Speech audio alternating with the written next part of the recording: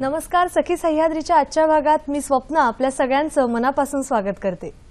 मुलांचे हक्क, त्यांचे अधिकार आणि त्या दृष्टिकोनातून त्यांचा विकास होण्याच्या हेतूने 1925 पासून 1 जून हा दिवस मुलांच्या विकास आणि सुरक्षेसाठी एक जागृती दिवस म्हणून पाळला जातो. खरं तर आजच्या दिवसाचं दुसरं महत्त्व असं की आज आहे जागतिक पालक दिवस आणि मग या दिवसाचं औचित्य साधून पालक आणि पाल्य यांच्या नात्यामध्ये काळानुसार घडून आलेले बदल, मुलांच्या विकासाकरता पालकांची एकंदरीत असलेली भूमिका आणि मुलांच्या सुरक्षेच्या दृष्टिकोनातून आपण नेमकी कोणती पावलं उचलली गेली पाहिजे या अनुषंगाने आजची आपली ही चर्चा. आजचा आपला विषय आहे बालक हक्क आणि बालकांचा विकास. आणि या संदर्भात मार्गदर्शन करण्यासाठी आपण आमंत्रित केलेला आहे मधुरा कापडी यांना. मॅडम नमस्कार. सखी सह्याद्री कार्यक्रमात अतिशय मनापासून स्वागत. थँक्यू. मॅडम बद्दल ओळख करून द्यायची म्हणजे चाइल्ड राईट्स अँड यू अर्थात क्राय या संस्थेमध्ये गेली 11 वर्ष त्या कार्य करत आहेत. त्यामुळे बालकांचे हक्क आणि बालकांचा विकास होण्याच्या दृष्टिकोनातून आपण आज त्यांच्याकडून बरेच मार्गदर्शन करून घेणार आहोतच. कार्यक्रमात तुम्ही सुद्धा सहभागी होऊ शकता तुमच्या प्रश्नांद्वारे. संपर्कासाठी दूरध्वनी क्रमांक काय आहेत पाहून घेऊया. 24908050 24988050. मुंबई बाहेरचे प्रेक्षक आणि मोबाईलवरून फोन करताना 022 हा STD कोड फिरवायला विसरायचा नाहीये. सगळ्यांना माहिती आहेच, पण एक छोटीशी विनंती वजा सूचना. प्रश्न विचारताना आपल्या दूरदर्शन संचाचा आवाज थोडासा कमी ठेवा, म्हणजे तुमचा आवाज, तुमचा प्रश्न आमच्यापर्यंत व्यवस्थित पोहोचू शकेल आणि आपल्याला आपल्या पाहुण्यांकडून व्यवस्थित मार्गदर्शन करून घेता येईल. लगेचच करूया चर्चेला सुरुवात. आजचा विषय आहे बालकांचे हक्क आणि बालकांचा विकास आणि मार्गदर्शन करतायत मधुरा कापडी. मॅडम पुन्हा एकदा कार्यक्रमात स्वागत करते. थँक्यू. 1 जून हा दिवस मुलांचे हक्क आणि विकास या दृष्टिकोनातून एक जागृती दिवस म्हणून 1925 पासून साजरा केला जातो. हो. पण आणखीन काही या दिवस साजरा करण्यामागे पार्श्वभूमी आहे का किंवा उद्देश आहे का? ओके. 1925 मध्ये एक मोठी कॉन्फरन्स झाली जेव्हा विश्वातले बरेच देश एकत्र आले आणि पहिलं सगळ्यात महत्त्वाचं होतं की मुलांचं संरक्षण कसं व्हावं. या इंटेन्शननी ऍक्च्युली ती कॉन्फरन्स झालेली. ते एकत्र भेटले आणि तेव्हा त्यांच्या लक्षात आलं की मुलांच्या संरक्षणासाठी बरंच काही केलं झालं पाहिजे आणि ते फक्त एका जागतिक पातळीवर सगळ्या देशांनी एकत्र येऊन केलं पाहिजे आणि म्हणून हा दिवस महत्त्वाचा ठरला. आणि जिनिव्हामध्ये स्वित्झर्लंडमध्ये ते भेटले 1925 मध्ये आणि तेव्हापासून हा दिवस इंटरनॅशनल चिल्ड्रन्स डे. आणि विथ त्याच्यातलं महत्त्व हे की ते it was for protection and well being of children, म्हणजे त्यांच्या संरक्षणासाठी आणि त्यांच्या व्यवस्थित विकासासाठी हा महत्त्वाचा दिवस ठरला गेला.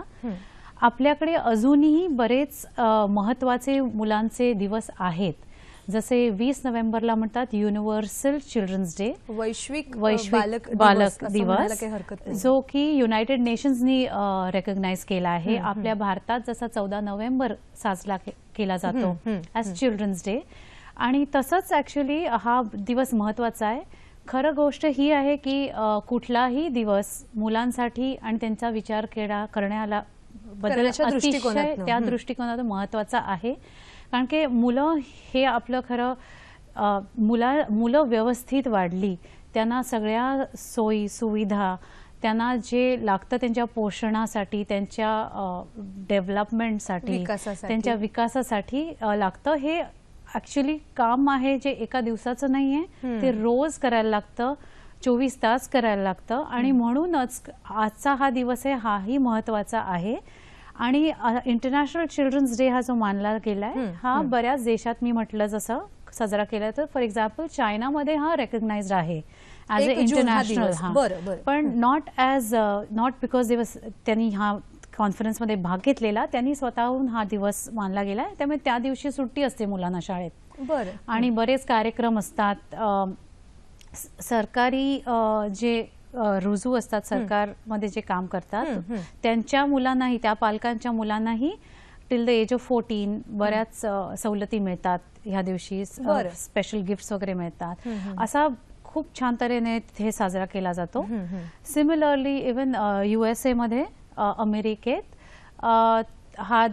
ते एक दिवस 1 जून असा नाही साजरा करत, बट अराउंड 1 जून, पहिला जो रविवार आहे तो जून महिन्यातला, बरं. त्या दिवशी ते साजरा करतात. आणि पुन्हा मुलांचे मुद्दे सगळे पुढे यावेत, मुलांचे मुद्दे काय आहेत त्याच्यावर प्रश्न त्या पुढे प्रश्नावर आले, चर्चा होणं होणं गरजेचं आहे, ते रिझॉल्व्ह होणं गरजेचं आहे. त्याच्यासाठी बऱ्याच जणांनी येऊन एकत्र त्या जागतिक पातळीवर त्याचे रेझोल्युशन करणं महत्वाचं आहे. आणि म्हणूनच हा दिवस महत्वाचा आहे. तुम्ही म्हणालात की 1 जून हा आंतरराष्ट्रीय बालक दिवस म्हणून साजरा केला जातो काही राष्ट्रांमध्येच, आणि मग 20 नोव्हेंबर हा वैश्विक युनिव्हर्सल चिल्ड्रन्स डे म्हणून साजरा केला जातो.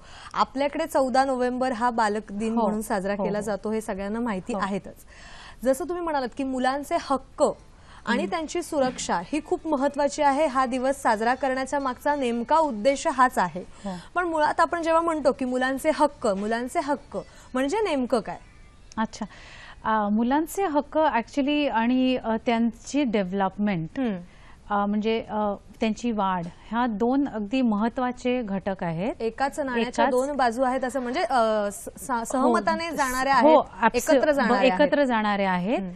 आणि हक्क म्हणजे शेवटी त्यांच्या ज्या मूलभूत गरजा असतात, मुलं व्यवस्थित वाढण्यासाठी, ती मुलं व्यवस्थित शिकण्यासाठी, त्यांनी आपल्या आयुष्यात काही करता यावं, त्यांना प्रत्येक अपॉर्च्युनिटी म्हणजे प्रत्येक संधी मिळावी, त्यासाठी काही अगदी बेसिक्स मूलभूत गरजा असतात. जसं शिक्षण मूलभूत गरज आहे, ती असं नसलं पाहिजे की कुठलं मूल शिकू शकतं कुठलं नाही. प्रत्येक मुलाने शिकलं पाहिजे. प्रत्येक मूल स्वास्थ्य असलं पाहिजे, हेल्दी, आरोग्याच्या दृष्टीने सुद्धा निरोगी असलं पाहिजे. त्याची वाढ चांगली व्हायला हवी. प्रत्येक मूल कुठल्याही सिच्युएशन असेल तरीही त्यांचं संरक्षण महत्वाचं आहे. त्याच्यात आपण नाही म्हणू शकत ह्या मुलाचं व्हावं त्याचं नाही व्हावं. प्रत्येक मुलाचं संरक्षण व्हायला पाहिजे. ह्या ज्या बेसिक असतात, मूलभूत गोष्टी असतात, त्यांना राईट्स म्हणतात, त्यांना हक्क, मुलांचे हक्क म्हणतात. आणि हे काही मुलांचे हक्क आहेत, असे 52 आहेत, जे युनायटेड नेशन्सचं एक चाइल्ड राईट्स चार्टर आहे, ज्याला इंडियाने साईन केलंय, आपल्या देशानेही त्याला मानलेलं आहे. ते हे सगळे हक्क मांडलेले आहेत. त्याच्यात 4 मोठे मुद्दे आहेत. एक आहे डेव्हलपमेंटचा, म्हणजे मुलांची डेव्हलपमेंट म्हणजे त्यांचं शिक्षण त्याच्यात येतं, त्यांचं व्यवस्थित त्यांचं पालकांनी आणि जे गार्डियन्स आहेत त्यांनी त्यांचं व्यवस्थित पाहावं, त्याच्यात येतं. दुसरा असतो सर्व्हायव्हलचा हक्क, म्हणजे त्यांनी व्यवस्थित आरोग्य असावं त्यांचं, ते कुपोषित नसावेत. मुली एस्पेशली त्यांना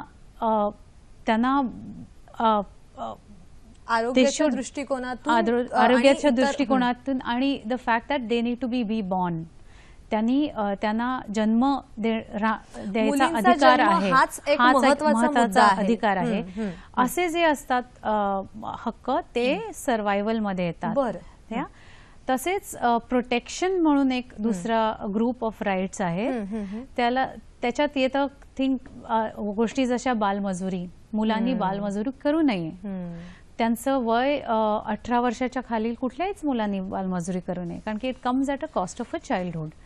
तसंच मुलांचं ट्रॅफिकिंग होतं बरेच वेळा, बरीच मुलं त्यांना केअर अँड प्रोटेक्शन मिळत नाही, कदाचित ते एकटे असतील फॉर व्हॉट एव्हर रिझन, त्यांनी कसं राहावं, त्यांना काही फॉरेस्टर पेरेंटिंगचं ऑपॉर्च्युनिटी आहे का ते, किंवा मुलींची लग्न किंवा कुठल्याही मुलांची लग्न लवकर होऊ नयेत, ही सगळं प्रोटेक्शनच्या अंडर येतं. असे हे राईट्स आहेत बरेच. एक चौथा ग्रुप ऑफ राईट्स आहे, त्याला आम्ही म्हणतो राईट ऑफ पार्टिसिपेशन. त्याच्यात काय असतं की मुलांचं डेव्हलपमेंट आणि विकास जे तुम्ही म्हणाला राईट, त्याबद्दल तो राईट आहे, हक्क आहे. तर मुलांचा विकास म्हणजे काय, तो म्हणजे त्यांचा स्वतःचा विकास. ह्या बाकीच्या आहेत त्या एक मूलभूत गरजा आहेत ज्या की प्रोव्हाइड केल्या पाहिजेत, त्यांना मिळायला पाहिजेत. त्या म्हणजे आता कधी कधी आईवडिलांकडनं मिळायला हव्यात, कधी कधी स्टेटकडनं मिळायला हव्यात, कारण शेवटी हेल्थ केअर सिस्टम, स्वास्थ्याची सिस्टम ही आपल्या महाराष्ट्रात फॉर एक्झाम्पल स्टेट चालवतं, गव्हर्नमेंट चालवतं, ती व्यवस्थित असली पाहिजे. हे त्यांचे झाले हक्क. आणि जे त्यांची स्वतःहून विकास लागतो व्हायला हवा असतो. जसं त्यांना सगळी भरपूर इन्फॉर्मेशन, त्यांना खूप माहिती मिळाली तर त्यांची समज वाढते, त्यांचा एक स्वतःचा कॉन्फिडन्स, त्यांचा आत्मविश्वास वाढतो, त्यांना बऱ्याच गोष्टी करायची अपॉर्च्युनिटी मिळाली. काही किंवा ते काही कार्यक्रम वगैरे त्यांनी केले, किंवा त्यांना आपल्या आयुष्याबद्दलचे जे महत्वाचे डिसिजन्स असतात त्याबद्दल त्यांना माहिती असलं पाहिजे. त्याच्याने त्यांचा स्वतःचा विकास होतो. फॉर एक्झाम्पल आता मी म्हटलं जसं मुलींना लवकर लग्न करतात, पण त्या मुलीला हक्क आहे की तिला माहिती असलं पाहिजे की आपलं लग्न कधी करावं आपण. म्हणजे असं आहे का की 18च्या खालीच करायला पाहिजे, का तिला जर का शिकायचं असेल तर तिला शिकवून द्यावं, की तिचं जर का हे मानणं असेल की नाही मला पूर्ण शिक्षण करायचंय आणि मगच मी लग्न करेन, तर तो that is right of participation. जे तिला तिचा विचार मांडता यायला हवेत ते आपण ते कन्सिडर केले पाहिजे. आणि ते म्हणतात राईट ऑफ पार्टिसिपेशन. त्यामुळे असे ते हक्क आहेत मुलांचे आणि त्याबद्दलच आम्ही काम करतो. हे सगळे हक्क हे प्रत्येक मुलाला आहेत आणि विश्वातल्या कुठल्याही मुलाला हे मानलेले आहेत. And that is what the United Nations child rights charter म्हणतं, की हे मूलभूत अधिकार आहेत आणि हे प्रत्येक मुलाला जगात मिळाले पाहिजे. आणि मुलांना शिक्षण देणं, त्याच्यानंतर त्यांचं आरोग्य राखणं, नंतर त्यांची सुरक्षा करणं आणि मग हे सगळं दिल्यानंतर मुलांना स्वतःचे विचार मांडण्याचं स्वातंत्र्य देणं, हेच खरं तर मुलांचे हक्क आहेत असं म्हणायला काही हरकत नाहीये. बरोबर. तुम्ही आता गेली अनेक वर्ष मुलांच्या हक्कांसाठी काम करत आहात. तर नक्की काय ही संस्था आहे चाइल्ड राईट्स अँड यू अशी ही जी संस्था आहे ती नेमकं काय कार्य करते? ऍक्च्युली मुलांचे हक्क ह्याच्याबद्दलच आम्ही काम करतो. आणि जसं आमचं नाव आहे चाइल्ड राईट्स म्हणजे मुलांचे हक्क, अँड यू म्हणजे आपण, म्हणजे आपण सगळे मिळून, त्याच्यातला हा यू खूपच महत्वाचा आहे. कारण की शेवटी मुलांचे हक्क काही ती मुलं स्वतःहून करू नाही शकत, राईट? आपल्यालाच करायला हवं. तर आपणच पुढे येऊन केलं पाहिजे. मग आपण ऍज अ पेरेंट करू शकतो. आपण जर का गव्हर्नमेंटमध्ये असेल तर आपण ॲज अ सरकार त्यांच्यासाठी सोयी सवलती आणि ज्या व्हेरियस स्कीम्स लागतात त्या इम्प्लिमेंट करू शकतो. आपण ॲज अ मीडिया पर्सन हा मुद्दा ह्याच्याबद्दल चर्चा करू शकतो, जास्त लोकांना महत्त्व देऊ शकतो.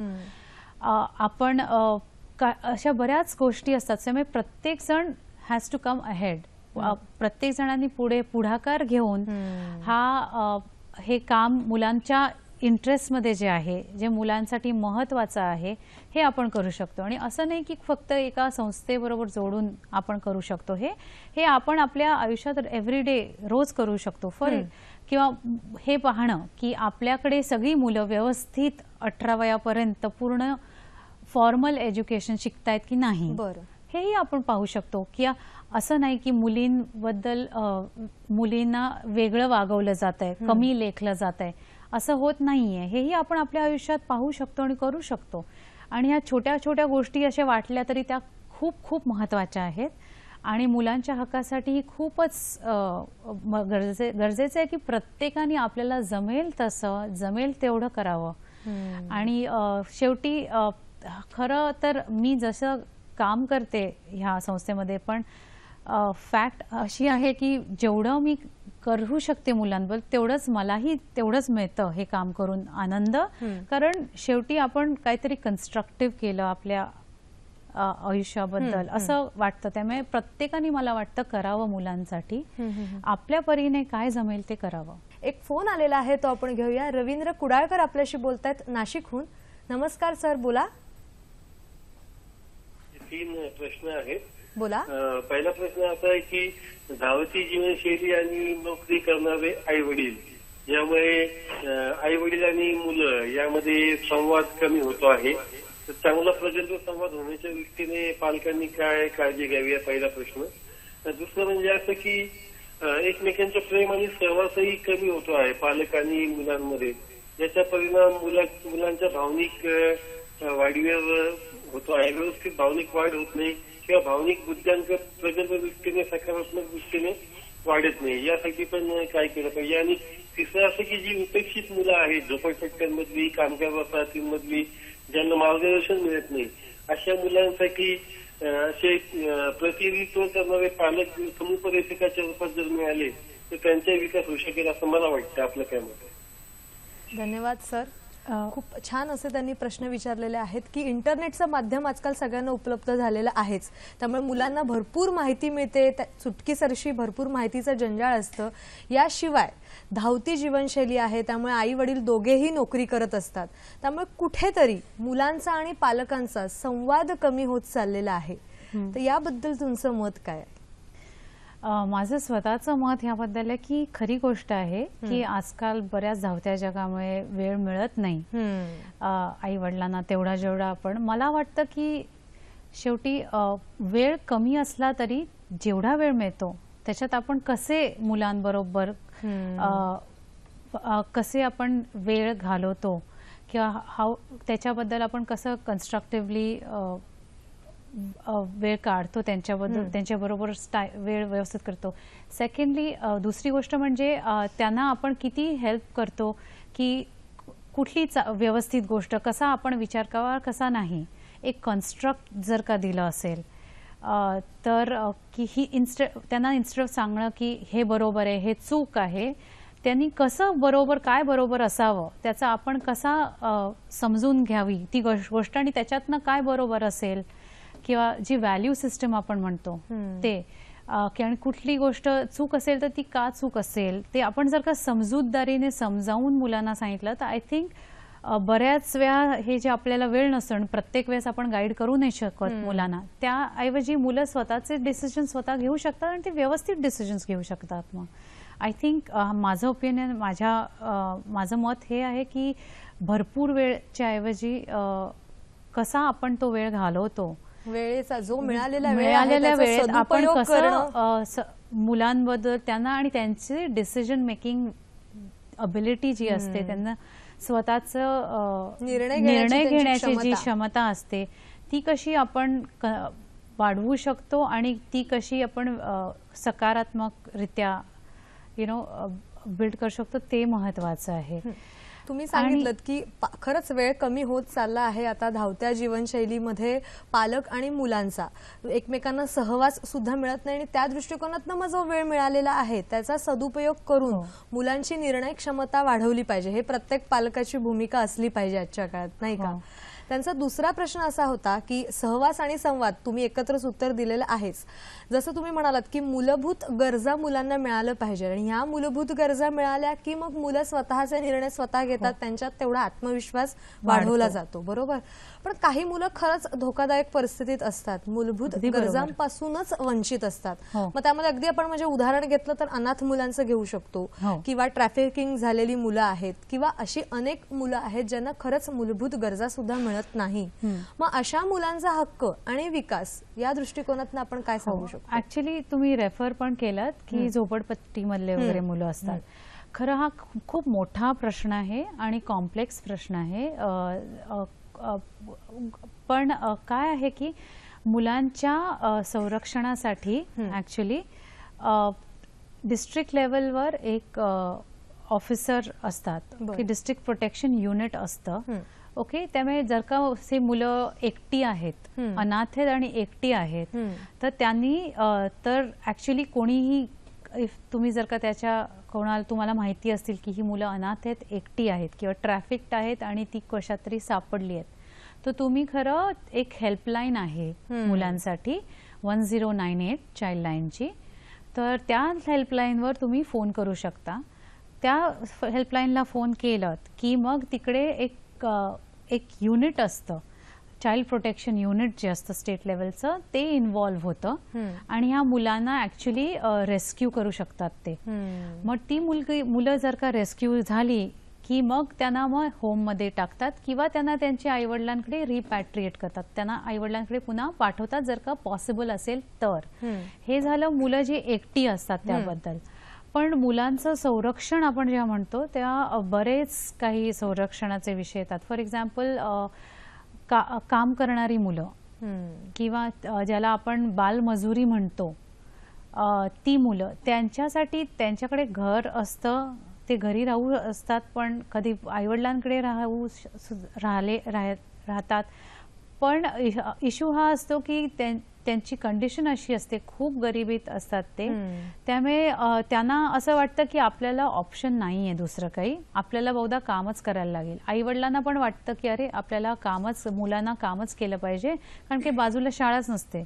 पण हे सगळे जे इश्यूज आहेत, जे बालमजुरीचे वगैरे जे आहेत, त्यासाठी ॲक्च्युली महत्त्वाचं आहे शिक्षण जोडणं. जर का जवळपास शाळा वगैरे असेल आणि जर का सरकारी शाळा असेल तर ती फ्री असते. तर ती फ्री असल्यामुळे तुम्ही तुमच्या मुलांना तिथे पाठवू शकता. आणि जर का ती मुलं शाळेला लागली तर मग तेवढा त्यांचा दिवस जो कामात जातो तो जाणार नाही, त्यांचं शिक्षण होतं, ते मग पुढे शिकू शकतात, पुढे त्यांना दुसरी काही अपॉर्च्युनिटीज, त्यांना काही संधी पुढे आयुष्यात मिळू शकते. पण जर का बालमजुरीतच राहिले तर तिथेच त्यांचं आयुष्य ऑलमोस्ट थांबल्यासारखं असतं आणि ते पुढे दुसरे त्यांना काही ऑप्शन्स उरत नाहीत. असं पाहिलेलं आहे. त्यामुळे प्रोटेक्शन हे इश्यूज जो आहे तो बऱ्याच पद्धतीने आपल्याला पाहायला हवा. हे नाही की फक्त मुलं रस्त्यावर आहेत, पण खूप असे कनेक्टेड इश्यूज आहेत. जसं ट्रॅफिकिंगचं म्हटलं जातं, तिथेही कुठली सिच्युएशन, एस्पेशली इमर्जन्सीज वगैरे आल्या की तिथे मुलं बिचारी एकटी असतात, तेव्हा खूप असे इश्यूज होऊ शकतात ट्रॅफिकिंगचे.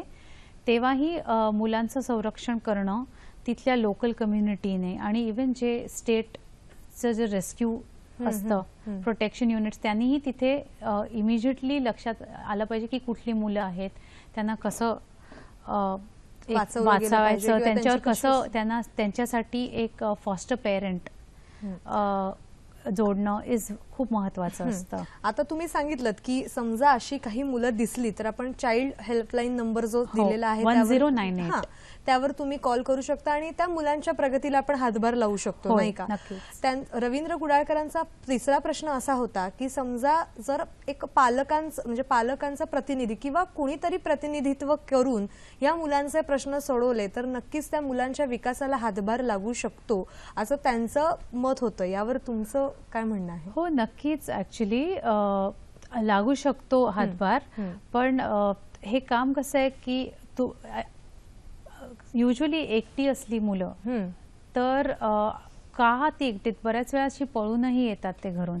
त्यामुळे आयडियली तुम्ही ते जर का घरी गेले, त्यांच्या पेरेंट्सशी कनेक्ट केलं तर ते सगळ्यात महत्वाचं असतं. आणि पण दुसरं तुम्ही जसं म्हणालात फॉस्टर पेरेंटिंग, तेही महत्वाचं आहे, पण त्याच्याबद्दल ऍक्च्युली आपल्या देशात फारसे नियम वगैरे व्यवस्थित डिस्कस झालेले नाहीयेत. त्यामुळे ते कुठल्या कंडिशनमध्ये झालं पाहिजे, काय केलं पाहिजे, ते अजून जास्त क्लॅरिफाय झालेलं नाही, ते सेट झालेलं नाहीये.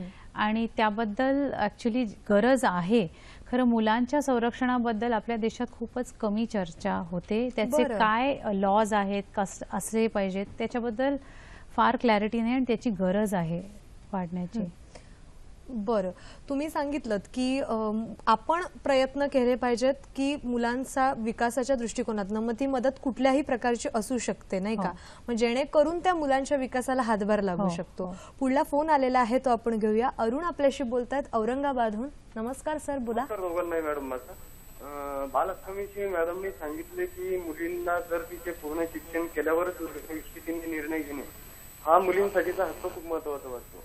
पण अनेक मुलींच्या अशा हक्काविषयी पालकांकडून दुर्लक्ष होते आणि तिला अनेक वेळा शिक्षण आणि शिक्षणानंतर लग्न केव्हा करावे या हक्कांपासून तिला वंचित राहावं लागतं. अशा स्थितीत मुलींच्या पालकांकडून निर्णयाला सकारात्मक असा प्रतिसाद मिळत नसल्यास कायद्याच्या चौकटीत मुलींनी किंवा मुलींच्या हक्कांसाठी ज्यांनी पुढाकार घेतला आहे अशा वेळेस त्यांची भूमिका काय असावी? थँक्यू. धन्यवाद सर. तुम्ही जसं मगाशी सांगितलं की मुलींचे जे हक्क असतात स्पेशली त्यांचं लग्न होण्याच्या दृष्टिकोनातून, म्हणजे समजा जर तिला शिक्षण दिलं तर ती निर्णय घेऊ शकते की मला शिकायचंय पुढे, लग्न मी नंतर करेन, पण कधीतरी पालकांकडून सुद्धा किंवा एकंदरीत तिच्या नातेवाईकांकडनं समाजाकडनं या हक्काकडे दुर्लक्ष केलं जातं. मग अशा वेळेला नक्की त्या मुलीने कोणती भूमिका घेतली पाहिजे? खरं हा प्रश्न असा आहे की फक्त मुली आपलं ह्याच्यात हा इश्यू रिझॉल्व्ह करू नाही शकत. ह्याच्यासाठी ऍक्च्युली खूप कठीण खरं ही गोष्ट आहे रिझॉल्व्ह करणं, आणि त्यासाठी ऍक्च्युली आईवडिलांचं समर्थन लागतंच. आता मी जसं आमच्या कार्यक्रमात आम्ही ग्रासरूट लेवलला जिथे काम करतो तिथे बरेच वेळा आम्ही काय करतो, मुलींचे गट बनवतो, कुमारी दल असं बनवतो. तिथे आम्ही, आणि फक्त लग्नाचा हाच एक विषय नसतो, बऱ्याच वेळा मुलींचे प्रश्न आणि बरेच काही असतात. कुपोषण जसं अतिशय महत्वाचा प्रश्न आहे, खूप मुलींमध्ये असतं, एस्पेशली जास्त असतं. महाराष्ट्रात सगळ्याच मुलांमध्ये कुपोषण आहे खूप लेवलवर. खरं तर खूप दुर्दैवाची गोष्ट आहे आपल्यासाठी. खरं हेल्थ सिस्टम चांगली आहे महाराष्ट्रात, पण कुपोषण तरी खूप आहे. तर हे सगळे मुद्दे जे मुलींचे असतात किंवा कधीच कुठलीच इन्व्हॉल्वमेंट किंवा मुली बऱ्याच इव्हन साधे लग्नाचं वय नसेल आणि जरी आईवडील म्हणाले की नाही लग्न आता नाही, पण तरीही त्यांचं शिक्षण त्यांना उपलब्ध करणं. फॉर एक्झाम्पल बऱ्याच वेळा असं असतं की मुली आपल्या लहान भावंडांचे घरी बसून सांभाळ करतात आणि त्या शाळेतच जात नाहीत. असंही असू शकतं. पण आम्ही आता ग्रासरूट लेवलवर हे करतो की मुलींचे गट बनवतो. तिथे मग त्या जेव्हा एकत्र येतात त्या एकमेकींपासून बरंच काही एक तर शिकतात. तिथे आमचे कार्यकर्ता असतात, तेही त्यांना सांगतात त्यांच्या स्वास्थ्याबद्दल, त्यांच्या कुपोषणाबद्दल आम्ही चर्चा करतो. लग्न कधी शिक्षण पूर्ण करावं ह्याच्याबद्दल आम्ही चर्चा करतो. आपल्या देशात आणि लॉज आहेत की 18 पर्यंत मुलींनी लग्न करू नये, तर कायदा काय म्हणतो ह्याच्याबद्दलही आम्ही चर्चा करतो. त्यामुळे शेवटी जे डेव्हलपमेंट आणि स्वच विकास आपण जो म्हणतो तो असाच असतो, तर त्याच्यानेच होतं. त्यामुळे मुलींना असं लक्षात येतं की नाही की लग्न फक्त हे नाही आहे, आपण बऱ्याच काय करू शकतो, आपल्यात बरंच काय करायची स्किल्स आहेत, आपल्याला जमू शकतं. आपण स्वतःहून इवन सिम्पल थिंग्स लाईक कुठे जाऊन बँकेतली कामं करणं वगैरे, कॉन्फिडन्स नसतो मुलींना, तोही येतो. त्यामुळे म्हणजे मुलांना किंवा स्पेशली आपण आता जर मुलींच्या प्रश्नांबद्दल बोलतोय तर त्यांना त्यांच्यामध्ये आत्मविश्वास निर्माण करणं आणि त्यांच्या स्वत्वाची जाणीव करून देणं हे खरं तर खूप महत्त्वाचं कार्य आहे. पुढला फोन आलेला आहे तो आपण घेऊया. शेखर छत्रे आपल्याशी बोलतायत काळ्या चौकीवरून. मी शेखर छत्रे बोलतोय काळ्या चौकीवरून. नमस्कार. मला माझे 2 प्रश्न आहेत. मला असं विचारायचं आहे की आजही शेतामध्ये शेतमजूर म्हणून लहान मुलांना ठेवलं जातं, पण ती त्यांच्या घरच्यांची गरज असते. मग त्या मुलांसाठी त्यांचं आर्थिक व्यवस्थापन नीट व्हावं म्हणून काय केलं जातं का? आणि दुसरा महत्वाचा प्रश्न असा आहे की आता शाळा सुरू होत आहेत, काही शाळांमध्ये दप्तरांचं वजन कमी करण्यासाठी प्रयत्न केलेत, पण बाकीच्या शाळांच्या मुलांचं काय, त्यांचा हक्क आहे की नाही तो? धन्यवाद. थँक्यू. अगदी छान प्रश्न विचारलात तुम्ही. कारण मुलांचे हक्क शाळेत राहायचे आणि काम न करण्याचा पूर्णपणे आहे. आणि खरी गोष्ट आहे, बऱ्याच वेळा असं असतं की आई वडिलांना इच्छा असूनही मुलांना शिकवता येत नाही, कुठेतरी आर्थिक अडचण असू शकते. किंवा बऱ्याच वेळा आम्ही पाहिलंय आमच्या कामात की मुलांना शाळेत त्यांची रुजू होतात, ते एनरोलमेंट होते. त्यामुळे आपण महाराष्ट्रात जर का नंबर पाहिले तर बरीच मुलं शाळेच्या अर्ज भरतात, पण ती शाळा पूर्ण वर्ष कंप्लीट करत नाहीत. कारण की बरेच वेळा जसे पेरेंट्स कामासाठी छोट्या मायग्रेट होतात, से मराठवाड्यातून वेस्टर्न महाराष्ट्रामध्ये येतात, तेव्हा ते शाळेतनं बाहेर पडतात, शाळा सोडतात ते, म्हणजे त्यांचं वर्ष पूर्ण होऊ नाही शकत. त्यामुळे हा खूप मोठा मुद्दा आहे बालमजुरीचा. आणि जर का बालमजुरी थांबवायची असेल तर ऍक्च्युली मुलांना शिक्षणाचा हक्क मिळणं अतिशय महत्वाचं आहे. जर का साधी गोष्ट आहे, जर का मुलं काम करत असतील तर ते कधीच शिक्षण पूर्ण करू नाही शकत ना, कारण की त्यांचा तेवढा वेळ जातो काम करण्यात. मग ते जरी शाळेत गेले थोडा वेळ जरी, तरी त्यांना घरी येऊन मग अभ्यास करायला किंवा समजून घ्यायला त्याला काहीच वेळ उरत नाही म्हटल्यावर त्यांचे लर्निंग आउटकम्स आपण पाहतो म्हणजे काय शिकले याचा जर का रिसर्च केला असर रिपोर्ट आहे त्याच्याबद्दल आपण पाहायला तर आपल्या लक्षात येतं की मुलं शाळेत जात आहेत पण त्यांना समजत काही नाहीये आणि ह्यासाठीच ऍक्च्युली पाहणं गरजेचं आहे की मुलं शाळेत जात आहेत मग त्यांना पूर्ण आपण अशी कंडिशन आहे का की जिकडे ते मुलं पूर्ण शाळेवर फोकस करू शकतात आपण काय शिकतो यावर फोकस करू शकतात आणि आमच्या ग्रासरूटला जसं आम्ही म्हटलं की आता से हंगामी जर का ते मुलं आई वडिलांबरोबर दुसऱ्या गावी जात असतील सीझनचे आता ऊसाच्या कापणीसाठी आम्ही पाहतो की बऱ्याच वेळा हंगामी मायग्रेशन होतं मुलं शाळा मधनं ड्रॉप करून शाळेमधनं सोडून आई वडिलांबरोबर जातात ऊस कापायला पण आपण हेही पाहिलंय की हंगामी शाळा असतात किंवा हंगामी हॉस्टेल्स असतात गावात मग आम्ही पाहतो की आमच्या कामात ते हंगामी हॉस्टेल सुरू करू शकतो का जेणेकरून की आई वडील गेले तरी त्यांची शाळा सुटू नये मग ते शाळेत त्या राहतात आणि एक सेट ऑफ पेरेंट्स एक आई वडिलांचं जोडपं त्या सगळ्या मुलांची काळजी घेतं तसं ते चालतं किंवा जर का बरेच वेळा काम नसतं आई वडिलांना म्हणून ते आपल्या बालकांची व्यवस्थित निगा नाही ठेवू शकत मग त्यांच्यासाठी NREGA ही स्कीम आहे मग त्याचं लोकली काही काम मिळू शकतं का त्यांना जर का ते काम मिळालं तर हातात थोडे पैसे येतात मग ते आपल्या मुलांना ऍटलिस्ट जेवण स्वास्थ्यासाठी थोडं फोकस करू शकतात गरजा देऊ शकतात आणि मग मुलांना काम नाही करायला लागत अशा सोल्युशन्स आम्ही करतो ग्रासरूटला आणि ते पॉसिबल आले आणि म्हणूनच ह्या अशा स्कीम्स खूप महत्वाच्या असतात जरी सगळ्यात जे वंचित मुलं असतात आणि सगळ्यात जास्त वंचित जे घटक असतात सोसायटीचे त्यांच्यासाठी ह्या सगळ्या स्कीम्स अतिशय महत्वाच्या आहेत जशी NREGA तसंच एक दुसरी आहे स्कीम ICDS ज्याला म्हणतात तीही तशीच मुलांच्या साठी खूप महत्वाची आहे आणि म्हणजे मुलांच्या विकासासाठी योजना बऱ्याच आहेत फक्त त्या योजना आई वडिलांपर्यंत पोहोचवणं फार गरजेचं आहे त्याची माहिती आई वडिलांपर्यंत पोहोचवणं फार गरजेचं आहे जेणेकरून आई वडील आणि पर्यायाने मुलांचा विकास महत्वाचा ठरेल मॅडम तुम्ही सांगितलं की परिस्थितीमुळे कदाचित त्यांना मजुरी करावी लागते आई वडिलांची आर्थिक अडचण असू शकते आणि त्याला मग ज्या योजना आहेत त्याही तुम्ही सांगितल्यात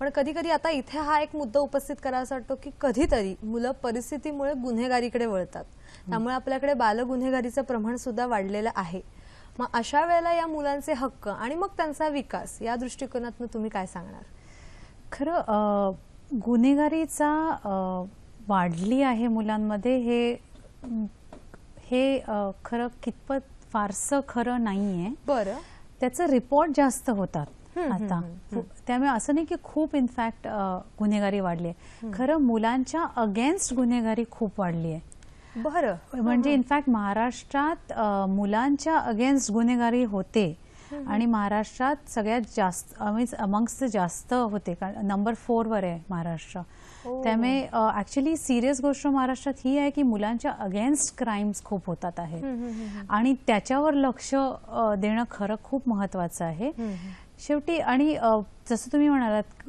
सिच्युएशन जी असते लहानपणची त्याच्यानेच खरं हे वातावरण एक असं असतं त्याच्यात मुलं बरेच वेळा गुन्हेगारीकडे वळू शकतात किंवा त्यांच्याबरोबर जी गुन्हेगारी होते यु नो थिंग्स लाईक साधं नुसतं मारणं मुलांना to even crimes like rape होतात मुलांच्या अगेन्स्ट आणि ते खूप वाढलेले आहेत इनफॅक्ट तसं पाहायला गेलं तर इनफॅक्ट मी तुम्हाला सांगू शकते की महाराष्ट्रात गेल्या एका डेकेडमध्ये हे खूप वाढलेलं आहे आणि त्यांची जी घरची व्यवस्था असते किंवा त्याच्यामुळे हे वाढू शकतं जास्त आता तुम्ही जसं म्हणालात की बरेच पेरेंट्सना दोघांनाही आता काम करायला लागतं कारण की महागाई खूप आहे त्यामुळे आणि जे घरात कोणी नसेल त्यांची काळजी निगा घेण्यासाठी तेव्हा मग ते अनप्रोटेक्टेड असतात असुरक्षित असतात ती मुलं आणि तेव्हा हे क्राईम्स वाढू शकतात किंवा मी तुम्हाला जसं सांगितलं हंगामी सीझनसाठी हंगामी मायग्रेशन जे होतं स्थलांतर होतं हंगामी स्थलांतर तेव्हा मुलं ऊस कापायला म्हणून एका फॅक्टरीकडे गेलेली आहेत आई वडिलांबरोबर आई वडील तर ऊस कापणार तिथे, राईट, पण आणि ती मुलं एकटी असतील तिथे, तर तिथे कोण त्यांचं आजूबाजूला कोणी ओळखीचं नसतं, फॅमिली नसते म्हटल्यावर तिथे जे जास्त वल्नरेबल असतात तिथे त्यांच्यावर जास्त क्राईम्स होण्याची शक्यता असते. अशा असुरक्षित अवस्थेत ॲक्च्युली मुलांच्यावर क्राईम्स होतात. त्यामुळे ॲक्च्युली लहान मुलांचं बालपण कसं असलं पाहिजे, ते प्रोटेक्टेड असलं पाहिजे, त्यांना सगळं व्यवस्थित त्यांच्यासाठी व्यवस्थित सोयी सुविधा ह्या पूर्णपणे जर का असल्या तर हे इश्यूज कमी होऊ शकतात. जर का मुलं for example instead of staying back घरी राहणं एकटं लहान मुलांना सांभाळत, जर का से ती मुलगी किंवा मूल शाळेत गेलं असेल तर it is a safer environment than घरी. दॅट सेन्स एस्पेशली जर का कोण केअर गिव्हर्स नसतील तर. म्हणजे मुलांना सुरक्षा देणं खरं तर आता काळाची गरज झालेली आहे असं म्हणायला काही हरकत नाहीये. आज जसा आंतरराष्ट्रीय बालक दिवस आहे तुम्ही म्हणालात त्याप्रमाणे आज जागतिक पालक दिवस सुद्धा आहे. खरं तर पालक खूप करत असतात मुलांसाठी, कधीतरी परिस्थितीमुळे मागे पुढे होतच मुलांच्या विकास होण्याच्या दृष्टिकोनातून. पण मगाशी आपल्याला प्रश्नही आला होता की पालकांचा आणि मुलांचा आजकाल संवाद कमी होत चाललेला आहे. मग मुलांच्या विकासाच्या दृष्टिकोनातून एकंदरीत पालकांची भूमिका कशी असली पाहिजे? ॲक्च्युली पालकांची ही अगदी महत्वाची भूमिका आहे, कारण की मुलांचे आपण जेव्हा हक्क म्हणतो तेव्हा एक असतं की स्टेट सिस्टम्स असल्या पाहिजेत, पण त्या व्यतिरिक्त पेरेंट म्हणजे आई वडीलही तेवढेच रिस्पॉन्सिबल असतात मुलांच्या विकासासाठी. आणि बऱ्याच वेळा तुम्ही जसं म्हटलं की पालकांना नाही जमत, पण ही खरी गोष्ट आहे, पण त्यांना एनेबल कसं करावं हाही विचार ॲक्च्युली आपल्याला करायला हवा. मग त्या जसं मी तुम्हाला मगाशी उदाहरण दिलं, जर का पेरेंट्सनाकडे काम नसेल आणि नसेल मिळत, डेली वेज अर्नर असतील, रोजचं काहीतरी उत्पन्न असेल त्याच्यावर असेल, तेव्हा कधी मिळतं कधी नाही मिळत. किंवा जरी त्यांच्याकडे थोडीशी लँड असेल, थोडीशी जमीन असली, पण जर का पाणीच नसेल, राईट, तर ते मग काही उत्पन्न नाही होत त्या जमिनीतून. मग त्या अशा वेळेस मग थिंग्स लाईक त्यांना NREGAचं काम मिळणं किंवा ती जमीन ते कसे टील करू शकतील की त्यांना मायग्रेट करायला नाही लागेल, म्हणजे तेही आपल्याला पाहायला लागतं. जर का तसे पेरेंट्सना आपण एनेबल केलं की ते आपल्या मुलांची काळजी घेऊ शकतील, हेही तेवढंच महत्त्वाचं आहे. त्यामुळे मुलांचे जे आपण हक्क म्हणतो ते झाले पाहिजे. तशाच ह्या स्कीम्स ज्या असतात व्हेरियस, त्याही पेरेंट्सना पण एनेबल करतात की ते आपल्या बालकांची व्यवस्थित काळजी घ्यावी. दुसरी गोष्ट आम्ही आमच्या ग्रासरूट लेवलला करतो ती म्हणजे माहिती पुरवणं पेरेंट्सना. आमच्या कामात आम्ही बरेच वेळा महिलांचे गट पणही बनवतो. त्या आम्ही महिलांना मग तिकडे समजावून सांगतो की तुमच्या मुलांचं स्वास्थ्य कसं तुम्ही पाहावं, कुपोषण कसं कमी करावं, कारण की बरेच वेळा त्यांना व्यवस्थित माहिती नसते की आपण कसं पौष्टिक अन्न द्यावं. फीडिंग प्रॅक्टिसेस ज्याला म्हणतात की कसं आहार कसा व्यवस्थित कुठला आहार द्यावा हे बरेच वेळा पेरेंट्सना माहिती नसतं. किंवा साधी गोष्ट जशी इम्युनायझेशन, टीकाकरण, लसीकरण. एखादा टीका मिळाला, पोलिओचा मिळाला, तर त्यांना वाटतं झालं सगळं, पण ते तसं नसतं. त्याचे बरेच डोसेस असतात, पोलिओचेच नाही आणि बाकी इलनेसेसचे पण, डिझिजेसचे पण असतात. ते सगळे पूर्ण सेट मिळणं, पालकांमध्ये जागृती होणं सुद्धा खूप महत्त्वाचं आहे मुलांच्या विकासाच्या दृष्टिकोनातून. बरोबर. आणि मुलींचे फॉर एक्झाम्पल लग्न लवकर करणं. थोडंसं मी मॅडम तुम्हाला थांबवते, आपल्याला एक फोन आलेला आहे तो आपण घेऊया आणि मग पुन्हा एकदा तुमच्या मुद्द्याकडे येऊया. निलिमा पाटील आपल्याशी बोलतात जळगावहून. नमस्कार मॅडम, बोला. हॅलो. नमस्कार. हॅलो. हा हॅलो, बोला. हॅलो. हा, आपला आवाज येतोय, आपला प्रश्न. मतिमंद मुलांबद्दल राईट्स काय मॅडम? धन्यवाद. मतिमंद मुलांचा प्रश्न खरंच खूप महत्वाचा प्रश्न आहे आणि त्यांचा प्रश्न त्याच अनुषंगाने होता. ऍक्च्युली खूपच महत्वाचं आहे खरं. मतिमंद मुलं आपण ज्या म्हणतो त्यांच्या माझं मत आहे की त्यांच्या प्रोटेक्शनसाठी किंवा त्यांच्या विकासासाठी हे स्पेशल काही स्कीम्स आणि सपोर्ट सिस्टम लागते. आणि ती फक्त मुलांसाठी म्हणून नसली पाहिजे, ती खरं आई वडिलांसाठी पण असली पाहिजे. अनफॉर्च्युनेटली त्या स्कीम्स आपल्याकडे नाहीये तेवढ्या रोबस्ट. आपल्या सरकारमध्ये नाहीये तेवढ्या रोबस्ट, पण त्याची करणं हे गरजेचं आहे. ऍक्च्युली त्याला पॉलिसी लेवलवर केलं पाहिजे. आणि त्या मतिमंद मुलांसाठी फॉर एक्झाम्पल आपल्याकडे आता जी सिस्टम आहे त्याच्यात त्यांना असं वेगळं केलं जातं, त्यांची वेगळी शाळा, वेगळं सगळं असं वेगळं त्यांना सोसायटीपासून समाजापासून असं वेगळं प्रवाहामध्ये न घेता थोडंसं वेगळं करायला लागतं. पण खरं गरज ही आहे की त्यांना जे स्पेशल नीड्स असतात त्यांचे, येस ते त्यांना पुरवले पाहिजेत, पण हेही पाहिलं पाहिजे ते मेनस्ट्रीम सोसायटीमध्ये कसे इंटिग्रेट होतील, की ते कसे भाग घेऊ शकतील रोजच्या जीवनात. कारण की त्यांना कसं, आणि त्याने काय होतं की त्यांनाही कळतं की आपण मेनस्ट्रीम सोसायटीमध्ये समाजात कसं वागावं, आणि समाजालाही कळतं की ही स्पेशल मुलं आहेत, असं नाही की ते काही लेखा कमी आहेत, त्यांच्या गरजा वेगळ्या आहेत, त्यांची समज थोडी वेगळी आपल्यापेक्षा, आणि ती आपण समजून घेतलं पाहिजे. त्यामुळे ऍक्च्युली मुलं ही सगळी मेनस्ट्रीम सोसायटीमध्ये एकत्रच राहिली पाहिजे. असं नाही की कोणी डिसेबल्ड आहे, कोणी मतिमंद आहे म्हणून त्यांना वेगळं काढू नये. मुलांना नेहमी एकत्रच वाढली पाहिजेत, आणि ते सोसायटीमध्ये आपणच त्यांना एकत्र केलं पाहिजे. आणखीन एक मुद्दा असा की या मुलांसाठी सहानुभूती न दाखवता त्यांना खरोखर मदत करण्याच्या उद्देशानेच त्यांना मुख्य प्रवाहात इतर मुलांसोबत घेतलं पाहिजे, नाही का? अगदी बरोबर. आणखी एक फोन आलेला आहे, तो आपण घेऊया. लविता तांबरे आपल्याशी बोलतायत बुलढाण्याहून. नमस्कार. नमस्कार. नमस्कार, बोला. हा, मी ललिता पांढरे बोलते बुलढाण्याहून. बोला. लहान मुलं खेळण्याचा हट्ट करतात, मात्र तासनतास बाहेर असल्याने त्यांना अभ्यासाकडे लक्ष देता येत नाही. हा, सलग प्रश्न विचारा. हा, आपला आवाज येतोय, सलग प्रश्न विचारा. लहान मुलं खेळण्याचा हट्ट करतात, मात्र तासनतास बाहेर असल्याने त्यांना अभ्यासाकडे लक्ष देता येत नाही. अशा वेळी त्यांच्या खेळांना आपण जेव्हा तीव्र असा विरोध करतो तेव्हा त्यांच्या हक्कांना कुठेतरी धक्का पोहोचतो का? नाही. धन्यवाद. खूप वेगळा असा प्रश्न होता. खरं तर अभ्यास, शिक्षण, जे मगासपासून तुम्ही सांगताय, शिक्षण खूप महत्वाचं आहे, पण मुलंही हट्टी असतातच. खरं तर हक्कांमध्ये मी सांगते तुम्हाला की खेळण्याचाही हक्क असतो मुलांना. त्यामुळे शिक्षण आणि म्हणजे शाळेत जे शिकवतात ते एज्युकेशन आणि खेळणं हे दोन्ही एकत्र हक्क आहेत. ते असं नाही की हे होऊ नये आणि ते व्हावं, दोन्हीही असले पाहिजेत. ऑफकोर्स त्याचा बॅलन्स जो आहे तो आपण ऍज अ पेरेंट, आपण ऍज अ आई वडील हे ठरवलं पाहिजे की किती बॅलन्स व्यवस्थित आहे, म्हणजे त्यांचा पूर्णतः विकास व्हावा. कारण शेवटी खेळ ह्याच्यातनं पण मुलं बरंच काही शिकतात, बराच त्यांचा आत्मविश्वास वाढतो, टीमवर्क किंवा बाकीच्या मुलांशी कसं वागावं वगैरे, किंवा कसं आपल्याला सांभाळून घ्यावं, आणि कुठेतरी सहकार्याची भावना सुद्धा वाढते या खेळामुळे, नाही का? त्यामुळे तेही महत्वाचं आहे. पण ऑफकोर्स हो, खरी गोष्ट आहे की बरेच वेळा मुलं हट्ट करतात. असं नाही की त्यांचा तुम्ही थांबवलं त्यांना म्हणजे त्यांचा हक्क व्हायलेट होतो, असं नाहीये. पण त्याचा दोन्हीचा व्यवस्थित बॅलन्स असणं महत्वाचं आहे.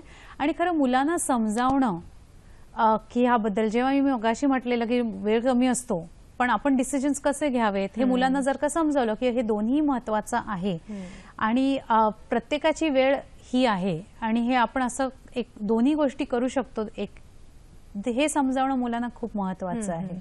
एक फोन आलेला आहे, तो आपण घेऊया. देवीदास देशमुख आपल्याशी बोलतायत कर्जतहून. नमस्कार सर, बोला. हॅलो, नमस्कार. माझा मुलगा 2 वर्षाचा आहे, त्याला कंपल्सरी शाळेमध्ये लवकर टाकणं गरजेचं आहे का आता? धन्यवाद सर. अशा 2 वर्षाच्या मुलांना शाळेत कंपल्सरी नाहीये, पण अंगणवाडी जी असते ना, आपल्या परिसरात असेल एखादी अंगणवाडी, तिथे त्यांनी जाणं खूप महत्वाचं आहे. कारण की अंगणवाडीमध्ये 2-3 गोष्टी खूप महत्वाच्या होतात. पहिलं म्हणजे त्या मुलाचं स्वास्थ्य कसं आहे ते, त्याची निगा आणि त्याचं कंटिन्युअस मॉनिटरिंग होतं. दुसरी गोष्ट म्हणजे जर का कुपोषण वगैरे असेल त्याबद्दल तिथे माहिती मिळते, त्याचं ते कसं अवॉइड करणं आणि ती मुलं व्यवस्थित वाढतायत की नाही ह्याचं तिकडे रेकॉर्ड होतो. तिसरी गोष्ट म्हणजे तिथे अंगणवाडीमध्ये अर्ली चाइल्डहुड लर्निंग जे असतात, म्हणजे पहिलीत जाण्याच्या आधी जे मुलांना काही जे शिक्षण लागतं, साधारण फळं कुठली आहेत, भाज्या कुठल्या आहेत वगैरे, असं साधं स्टार्ट ऑफ बाराखडी वगैरे पहिली, ते सगळं तिथे शिकवलं जातं. आणि ते म्हणजे असं खेळातून असं शिकवलेलं जातं. त्यामुळे ती ICDS म्हणजे अंगणवाडी हे खरं खूप महत्त्वाची जागा आहे.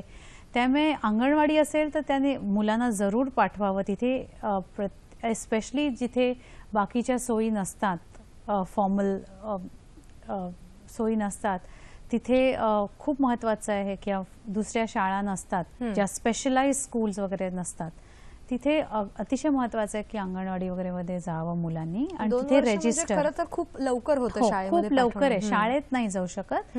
पण 2 वर्षाच्या मुलांच्या दृष्टिकोनात ऍक्च्युली मॅलनरिशमेंट, कुपोषण हा खूप मोठा इश्यू आहे आणि महाराष्ट्रात खूप जास्त प्रमाणावर कुपोषण आहे.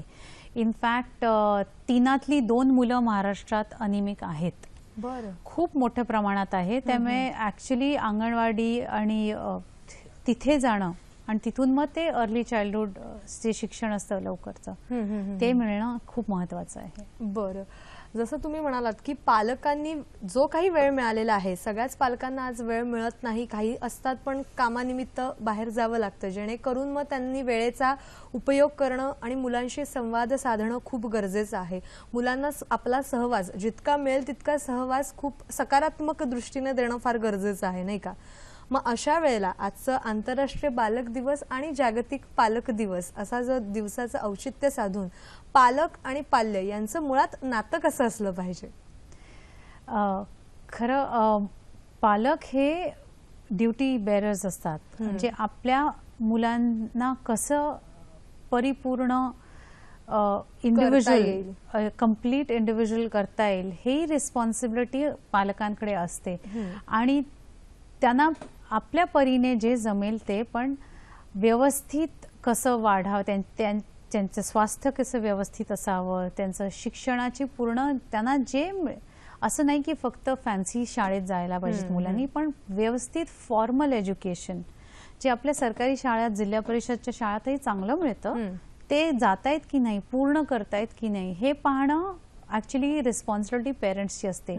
आपल्या मुलांच्या हक्काबद्दल माहिती गोळा करणं किंवा काही इश्यूज जे असतात, जसे मुलींचे असतात डिस्क्रिमिनेशन आपण किंवा कास्ट बेस्ड पण असतात, तर त्याबद्दल आपल्या आजूबाजूला होत नाहीयेत किंवा आपल्यावर होत नाहीयेत हे पाहणं सुद्धा पेरेंट्सचं खूप महत्वाचं आहे.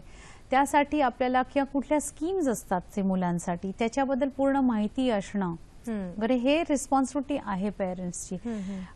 ते एक आहे. आणि मी जसं म्हटलं त्यांना एक स्ट्रक्चर्ड की कसं आजच्या बदलत्या जगात कसं आपण ह्याचा अर्थ लावू शकतो किंवा ह्याच्यातनं आपण काय चांगलं काय वाईट कशी आपली समज झाली पाहिजे त्याबद्दल समजणं हे पालकांचं खूप. इथे आणखीन एक मुद्दा असा उपस्थित करावासा वाटतो की बदलत्या काळाशी सुसंगत वागलं पाहिजेच नक्कीच, पालकांनी सुद्धा आणि मुलांनी सुद्धा. पण आता स्पर्धेचं युग आहे, त्यामुळे मग त्या स्पर्धेच्या युगात आपल्या मुलाने टिकलं पाहिजे, अगदी यशस्वीपणे टिकलं पाहिजे अशी प्रत्येक पालकाची इच्छा असते. मग अशा वेळेला नकळतपणे मुलांवर अपेक्षांचं ओझं लादलं जातं. मग अशा वेळेला तुम्ही काय सांगाल पालकांना? माझं पर्सनल मत असं आहे की ही खरी गोष्ट आहे. पालकांना ही खूप असं बऱ्याच वेळा आवडत नाही स्वतःच्या मुलांना एवढं पुश करणं, पण ती कुठेतरी ईर्ष्या असते की हा समोरचा मुलगा गेला ना म्हणजे माझा, आणि चिंताही हीच असते की आता ह्यांना ऍडमिशन पुढे मिळणार नाही. खरी गोष्ट ऍक्च्युली अशी आहे की आपल्याकडे जरी शिक्षण उपलब्ध आहे ते पुरेसं नाहीये, पुरेशा शाळा नाहीयेत, पुरेशा मिडल स्कूल्स नाहीयेत. त्यामुळे काय होतं, प्रत्येक वर्षी नुसती मुलांना कॉम्पिटिशन वाढते कारण की सीट्स कमी होतात. राईट, ती कॉम्पिटिशन का आहे? कारण की सीट्स कमी आहेत. त्यामुळे फक्त कॉलेजेस कमी आहेत असं नाहीये, ऍक्च्युली शाळाच कमी आहेत, मिडल स्कूल्स कमी आहेत. त्यामुळे बरीच मुलं पुढच्या वर्गात जातच नाहीत, पुढे काही शिकतच नाहीत. आणि मग ते प्रेशर असतं की अच्छा आता आपली मुलं शिकली नाहीयेत फारशी किंवा त्यांना चांगल्या शाळेत किंवा चांगल्या कॉलेजमध्ये शिकले नाही तर जाता आलेलं नाही तर ते आता काय करतील, ही चिंता खूप असते पेरेंट्सना. आणि म्हणून आय थिंक ती कॉम्पिटिटिव्ह स्पिरिट येतं की अच्छा जास्त 0.5% ही जास्त मिळाला तरी चांगली गोष्ट आहे, कारण की त्याचा अर्थ हा होईल की त्यांना ऍडमिशन मिळेल. पण खरी गोष्ट आहे की मुलांवर खूप ह्याचा जोर पडतो आणि शेवटी प्रत्येक मुलाचं काय करायचंय हे दृष्टिकोन वेगळा असतो. त्यांना कदाचित दुसऱ्या किंवा आणि प्रत्येक मुलाची इव्हन कपॅसिटी टू लर्न. काही मुलं मे बी शाळेत खूप हुशार नसतील, मी नव्हते हुशार, पण मोठं झाल्यावर त्यांना समजतं जसं काम तसं की अपॉर्च्युनिटी जशी मिळते तसं ते करू शकतात. आपल्या मुलाची क्षमता बघणं आणि मग परिस्थितीनुसार त्यांचा आत्मविश्वास वाढवणं हे आणि जे ते त्यांना आवडतं ते जे चांगलं करू शकतात त्याच्यात आपण त्यांचा भार केला तर ती मुलं स्वतःहून बरंच काय काय चांगलं करू शकतात. मुलांशी एकंदरीत संवाद साधणं आणि त्यांच्या आवडीच्या क्षेत्रामध्ये त्यांना प्रोत्साहन देणं ही खरं तर बालकांचे हक्क आणि बालकांच्या विकासाच्या दृष्टिकोनातनं पालकांची महत्त्वाची पायरी ठरू शकते, महत्त्वाची झेप ठरू शकते. खरं तर बालकांचे हक्क आणि विकास हा मोठा विषय आहे, पण आपल्याकडे वेळेची मर्यादा असल्या कारणाने आपल्याला इथेच थांबावं लागतंय. पण तुम्ही थोडक्या वेळात खूप छान मार्गदर्शन केलं त्याबद्दल अतिशय मनापासून धन्यवाद. थँक्यू.